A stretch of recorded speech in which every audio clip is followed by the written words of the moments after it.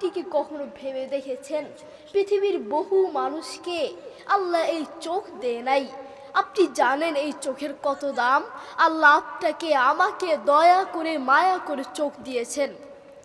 আপনি দেখুন পৃথিবীর বহু মানুষকে আমি নিজের চোখে দেখেছি, পৃথিবীর বহু মানুষকে আল্লাহ এই হাত দেন নাই, পা দেন নাই। আল্লাহ আপনাকে দয়া করে মায়া করে হাত দিয়েছেন, পা দিয়েছেন। প্রিয় ভাই, আপনি দেখুন পৃথিবীর বহু মানুষকে আল্লাহ আপনার মতো আমার মতো কথা বলার তৌফিক দেন নাই। আল্লাহ আপনাকে আমাকে কথা বলার মতো তৌফিক দিয়েছেন। আফসোসের বিষয় হচ্ছে সেই আল্লাহর সাথে আপনি নাফরমানি করছেন, সেই আল্লাহর সাথে আপনি বেঈমানি করছেন। প্রিয় ভাই, আপনি যখন রাতে ঘুমাতে যান, আপনার মা, আপনার বাবা, দুনিয়ার সবাই আপনাকে ছেড়ে ঘুমিয়ে যায়।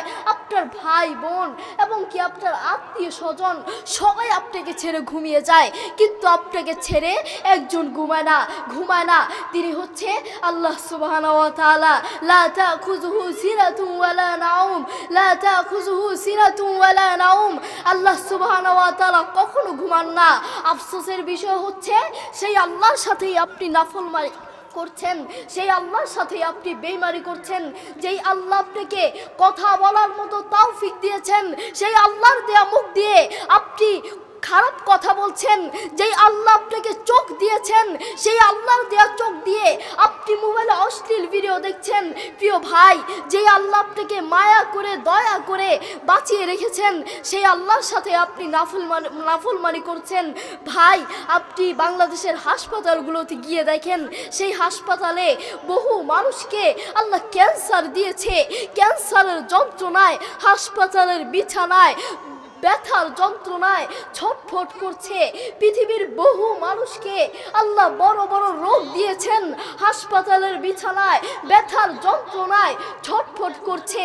আল্লাহ আপনাকে মায়া করে দয়া করে বাঁচিয়ে রেখেছেন, সেই আল্লাহর সাথে আপনি নাফরমানি করছেন। কোরআন মাজিদ আল্লাহ তাআলা বলেন, ইন্নাল ইনসানা লিরাব্বিহি লাকানুদ, ইন্নাল ইনসানা লিরাব্বিহি লাকানুদ। এই দুনিয়ার মানুষ বড়ই নাফরমান। যেই আল্লাহ তাকে বাঁচিয়ে রেখেছেন, যেই আল্লাহ তাকে দয়া করে মায়া করে বাঁচিয়ে রেখেছেন, সেই আল্লাহকেই আমরা চিনি না, সেই আল্লাহর কাছে আমরা প্রার্থনা চাই না, সেই আল্লাহর কাছে আমরা চাই না। প্রিয় ভাই, প্রিয় বন্ধু, আপনি যখন আল্লাহর কাছে চাইবেন, আল্লাহ আপনাকে কোনো কিছু ফিরিয়ে দেন না। বান্দা যখন আল্লাহর কাছে চায়, আল্লাহ বান্দাকে কোনো কিছু ফিরিয়ে দেন না। উদউনি আস্তাজিব লাকুম, উদউনি আস্তাজিব লাকুম। তোমরা আমার কাছে চাও এবং আমি তোমাদের ডাকে সাড়া দিব। আল্লাহর কাছে যখন আপনি চাইবেন, আল্লাহ আপনাকে কোনো কিছু ফিরিয়ে দিবেন না। তার বাস্তবতা দেখুন। আমার জীবনে ঘটে যাওয়া একটি ঘটনা যদি আপনাদেরকে বলি, আপনারা যদি বুঝতে পারেন। আমি আমার পরিবারের সবাই মিলে, আমার বাবা, আমার মা, আমার দাদা, দাদু সবাই মিলে আমরা একবার সৌদি আরব গিয়েছিলাম। তো আমরা মদিনায় এক সপ্তাহ ছিলাম, মক্কায় এক সপ্তাহ ছিলাম। মদিনায় এক সপ্তাহ থাকা অবস্থায় আমি একদিন মসজিদে নববীতে নামাজ পড়ার জন্য গেলাম। আমার তো অজু ছিল না, আমি কিভাবে নামাজ পড়বো? এরপর আমি নামাজ পড়ার জন্য আমি অজুখানায় গেলাম। আমার বাবার কাছ থেকে আমি অনুমতি নিয়ে অজু করতে গেলাম। অজুখানা একটু দূরেই ছিল, আমি সেখানে গেলাম, অজু করলাম। অজু করে বের হয়ে দেখলাম, আমি অবাক হয়ে গেলাম। আমি কিচ্ছু চিনতে পারছি না, সব দিকে তাকাচ্ছি। আমি যেই জায়গা দিয়ে এসেছি সেই জায়গা অনেকগুলো হওয়াতে আমি কিচ্ছু চিনতে পারছি না। আমি অবাক হয়ে তাকিয়ে রইলাম এবং হাঁটতে লাগলাম। এবং হাঁটতে হাঁটতে যখন আমার পরিবারকে আমি খুঁজে পাচ্ছি না, আমি কান্না করে দিলাম এবং আল্লাহর কাছে বেশি বেশি চাইতে লাগলাম। কি বলতে লাগলাম জানেন? হে আল্লাহ, আপনি আমাকে সাহায্য করতে পারবেন। পৃথিবীর কোনো মানুষের ক্ষমতা নাই, পৃথিবীর কোনো মানুষের ক্ষমতা নাই আমার পরিবারের কাছে আমাকে পৌঁছে দেওয়ার, আমাকে সাহায্য করার। পৃথিবীর কোনো মানুষের ক্ষমতা নাই। আপনি সেই ক্ষমতাবান, আপনি পারবেন। আল্লাহর কাছে চাইতে লাগলাম এবং হাঁটতে লাগলাম। হাঁটতে হাঁটতে আমার পাশেই একজন ব্যক্তিকে দেখলাম চেয়ারের উপর বসে আছে। আমি তাকে গিয়ে প্রশ্ন করলাম, ভাই আপনি কি বাঙালি? বাঙালি বললাম, কারণ হচ্ছে ওই সৌদি আরবে বিভিন্ন জাতির মানুষ থাকে, চায়না, আফ্রিকান এবং বিভিন্ন জাতির মানুষ থাকে। আমি তাকে প্রশ্ন করলাম, আপনি কি বাঙালি? তিনি বললেন, হ্যাঁ আমি বাঙালি। তারপর আমি তাকে প্রশ্ন করলাম, জিজ্ঞেস করলাম, ভাই আমি যেই জায়গা থেকে এসেছি, কোথা থেকে এসেছি আমি কিচ্ছু চিনতে পারছি না, আমার নাম্বার মুখস্থ নেই, আমি কিভাবে যাব? আপনি ইউটিউবে মুফতি মোহাম্মদ আলী সার্চ দিলে আমার বাবার নাম্বার ওখানে থাকতে পারে, আমার বাবা একজন বড় বক্তা, সেখানে আমার বাবার নাম্বার থাকতে পারে, ওখান থেকে নিতে পারেন। আফসোসের বিষয় হচ্ছে, তিনি বলেন আফসোসের বিষয় হচ্ছে আমার কাছে টাচ ফোন নাই, আমার কাছে একটা বাটন ফোন আছে। তখন আমার মন আরো খারাপ হয়ে গেল। আমি তাকে বললাম, এবার আমি আমার বাবার কাছে কিভাবে যাব, আমি আমার পরিবারের কাছে কিভাবে যাব? আমি কান্না করতে করতে বলতে লাগলাম।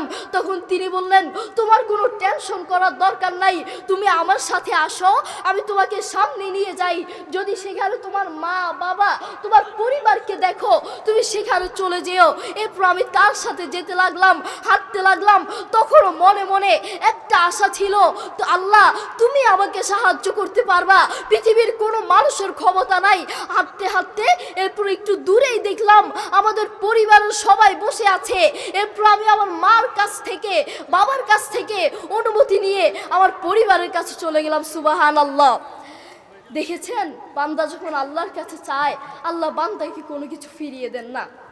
আমরা তো এখন আল্লাহর কাছে চাই না, আমরা বিভিন্ন পীরের কাছে চাই, আমরা বিভিন্ন ভণ্ডের কাছে মাথা নিচু করি, আমরা বিভিন্ন পাথরের কাছে মাথা নিচু করি। যুবক ভাইরা মনে রাখবেন, প্রিয় ভাই মনে রাখবেন, আল্লাহ ছাড়া কোনো পীর, কোনো ভণ্ড, কোনো পাথর, কোনো গাছের সামনে মুসলমানের বাচ্চার মাথা নিচু হতে পারে না, ঠিক কিনা? আপনি সবসময় আল্লাহর কাছে চাইবেন। এই আল্লাহর কাছে প্রার্থনা নিয়ে একজন কবি একটি কবিতা আবৃত্তি করেছেন। এই প্রার্থনা নিয়ে একজন কবি গোলাম মোস্তফা কামাল একটি কবিতা আবৃত্তি করেছেন, নাম হচ্ছে প্রার্থনা। আপনাদের সামনে সেই কবিতাটি বলবো। কবিতাটির নাম হচ্ছে প্রার্থনা। অনন্ত অসীম প্রেমময় তুমি, বিচার তীরের স্বামী, যত গুণগান হে চিরমহান তোমারই অন্তর্যামী, দুলোকে ভুলোকে সবারই ছাড়িয়া তোমারই চরণে পরি লুটাইয়া, তোমারই সকাশে যাচি হে শকতি, তোমারই করুণাকামী, সরল সঠিক পূর্ণ পন্থা মোদের দাও গো বলি, চালাও সে পথে যে পথে মোদের প্রিয়জন গেছে চলি, যে পথে তোমার চির অভিশাপ, যে পথে ভ্রান্তি চির পরিতাপ, হে মহাচালক মোদের কখনো করো না সে পথেগামী। তাই আসুন আমরা আল্লাহর পথে ফিরে যাই। আপনি আল্লাহ সম্পর্কে জানার জন্য, আল্লাহকে চিনার জন্য আপনি বিভিন্ন বই পড়তে পারেন। আমার বই পড়া অনেক পছন্দের একটি জিনিস, বই আমার ভালোবাসার একটি জিনিস। আপনি আমার বাবাকে জিজ্ঞেস করতে পারেন, আমি দুনিয়ার কোনো কিছু আমার বাবার কাছে আবদার না করলেও আমি একটা জিনিস আবদার করি, সেটা হচ্ছে বাবা আমাকে বই কিনে দেন, বাবা আমাকে বই কিনে দেন। আমি কান্নাকাটি করে হলেও আমার বাবার কাছে আমি বই চাই।